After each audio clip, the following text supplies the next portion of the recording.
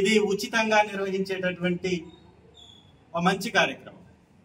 దీనిలో రిజిస్ట్రేషన్ కి ఏదో నామినల్ గా ఫీజు పెట్టారు మా వాళ్ళు. దానికి కారణం కూడా ఒక టీ షర్ట్స్ అనో, లేకపోతే అక్కడ భోజన కార్యక్రమాలను, లేకపోతే అక్కడ నిర్వహించేదానికి ఒక సిస్టమ్ పెట్టుకున్నారు. ఈ సిస్టమ్ లో ఒక్కొక్క టీం కి ఇచ్చేటటువంటి యూనిఫామ్ ఖరీదే 3,000 పైన ఉంటుంది. సో ఆడినటువంటి వాళ్ళు కూడా వచ్చేసి దాంట్లో పాల్గొంటామని నమోదు చేసుకుంటే ఇబ్బంది కాబట్టి ఏదో నామినల్ గా ఫీజు ఒకటి పెట్టారు. అది పే చేయలేనటువంటి నిజమైనటువంటి యువత ఎవరైతే ఉన్నారో వాళ్ళు కూడా పార్టిసిపేట్ చేయండి, వాళ్ళ తరఫున నేను పే చేస్తాను, అది లేకుండే తీసుకోమని కూడా చెప్తాను. సో అది అసలు ఇంపార్టెంటే కాదు. ఉచితంగా మీకు మంచి భోజన సదుపాయం, మీరు దూర ప్రాంతాల నుంచి వచ్చి ఇక్కడ ఆడుతూ ఒకవేళ మీరు రాత్రి స్టే చేయాలన్నా కానీ మీకు ఇక్కడ వసతి సౌకర్యాన్ని కూడా ఏర్పాటు చేస్తాం. రాకపోకలకు కావాల్సినటువంటి ఖర్చులను కూడా మేమే భరిస్తాం. ప్రతి టీం కి ఒక యూనిఫామ్ ఇస్తాం. మొదటి బహుమతిగా 50,000, రెండవ బహుమతిగా 35,000, మూడవ బహుమతిగా 25,000 బహుమతులు కూడా ఏర్పాటు చేయడం జరిగింది. దానితో పాటు మ్యాన్ ఆఫ్ ద మ్యాచ్ కి 5,000 ఉంటుంది, ఉత్తమ బ్యాట్స్మెన్ కి కూడా 5,000 ఉంటుంది, ఉత్తమ బౌలర్ కూడా 5,000 ఉంటుంది. దాంతో పాటు ఇంకా ఉత్తమ ఫీల్డర్ ఇలాంటి వాటికి కూడా బహుమతులు ఉంటాయి. కాబట్టి ఇది రాజకీయం కోసం పెట్టినటువంటి కార్యక్రమం కాదు. కాబట్టి ప్రతి ఒక్కరు కూడా మీరు రావాల్సిందిగా మిమ్మల్ని ఆహ్వానిస్తున్నాం.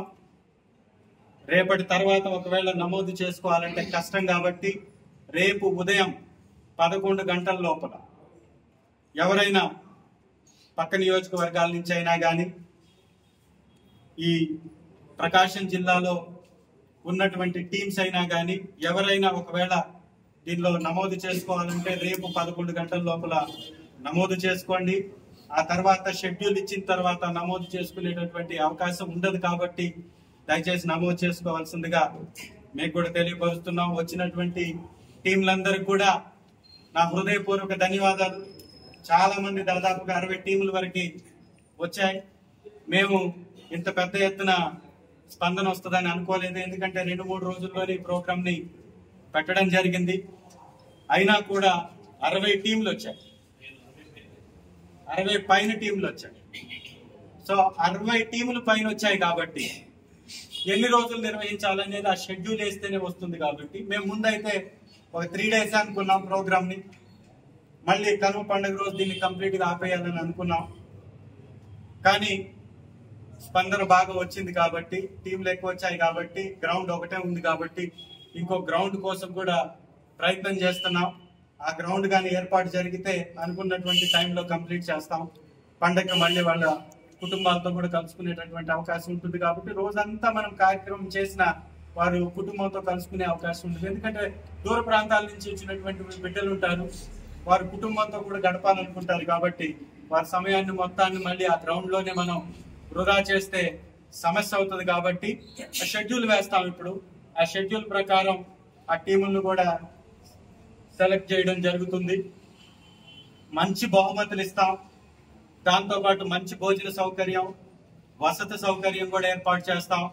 రాను పోను దూర ప్రాంతాల నుంచి వచ్చి ఉండేటటువంటి వారైతే వారికి ఛార్జీలు కూడా ఏర్పాటు చేస్తాం. కాబట్టి పెద్ద ఎత్తున దీనిలో పాల్గొనాలి. అది కూడా ప్రొఫెషనల్ గా కార్యక్రమం జరగాలి.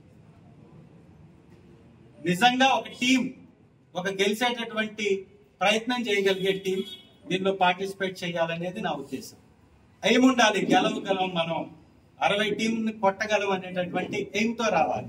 ఏదో పార్టిసిపేట్ చేశాం కదా అని తూతూ మంత్రంగా కాకుండా ప్రతి ఒక్కరు కూడా గెలుపు ఉద్దేశంతో, గెలుపు లక్ష్యంతో ముందుకు వచ్చే విధంగా టీములు రావాలని కూడా మనసారా ఆహ్వానిస్తున్నాను.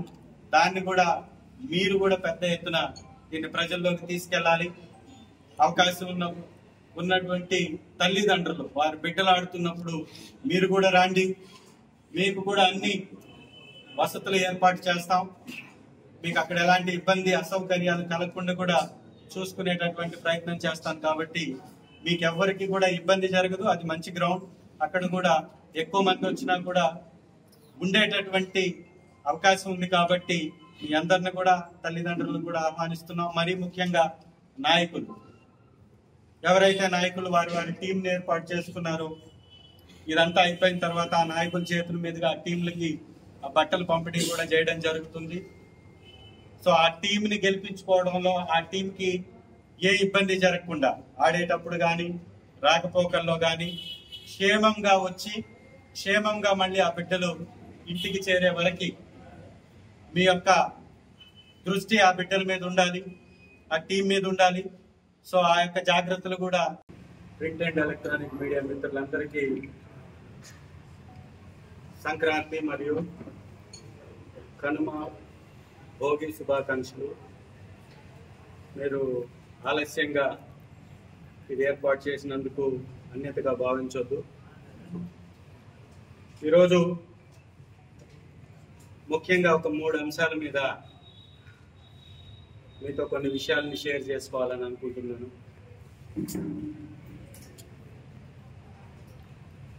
ఎర్రగొండపాలెం అనేక సంవత్సరాలుగా మాచర్ల నుంచి ఎర్రగొండపాలెంకి రావడానికి అటవీ ప్రాంతంలో నుంచి ప్రయాణించేటటువంటి ఒక రోడ్డు మార్గం కోసం అనేక సంవత్సరాలుగా ఇక్కడ ప్రజలు వెయిట్ చేస్తూ ఉన్నారు. నేను మొట్టమొదటిగా ఈ నియోజకవర్గానికి వచ్చినప్పుడు మొట్టమొదటిగా గుర్తించినటువంటి అంశం మన ఈ యొక్క రోడ్డు. ఈ రోడ్డు మన నియోజకవర్గానికి వచ్చినప్పుడు మురికిమాల తాండాలో మొదలైనటువంటి రోడ్డు మల్లపాలెం వరకు వచ్చి ముగుస్తుంది. గతంలో మన ప్రభుత్వంలో వైఎస్ఆర్ కాంగ్రెస్ పార్టీ మా ప్రభుత్వం ఉన్నప్పుడు దీనికి డిపిఆర్ చేయడం జరిగింది. అలాగే అటవీ అనుమతుల కోసం వెళ్ళడం జరిగింది. అటవీ అనుమతుల్ని సాధించాం. ఈ ప్రాజెక్టు 1 నెలలో పట్టాలెక్కుతుంది అనగా ఎలక్షన్స్ వచ్చాయి. ఆ తర్వాత కూడా నేను ఎలక్షన్స్ అయిపోయిన తర్వాత వచ్చినటువంటి జెడ్పీ మీటింగ్లో కానీ కలెక్టర్ల సమావేశంలో కానీ డిఆర్సీ మీటింగ్లో కానీ అనేక సార్లు కలెక్టర్ గారిని కలిసి కానీ దీని గురించి రిక్వెస్ట్ చేయడం జరిగింది. అప్పుడు ఉన్నటువంటి కలెక్టర్ గారు, తర్వాత వచ్చినటువంటి కలెక్టర్ గారు, అప్పుడు ఉన్నటువంటి అటవీ శాఖ అధికారిని అనేక పర్యాయాలు దీని మీద మాట్లాడడం జరిగింది. లాస్ట్ డిఆర్సీ మీటింగ్లో చాలా బలంగా వినిపించాం. వెలుగొండ ప్రాజెక్టు గురించి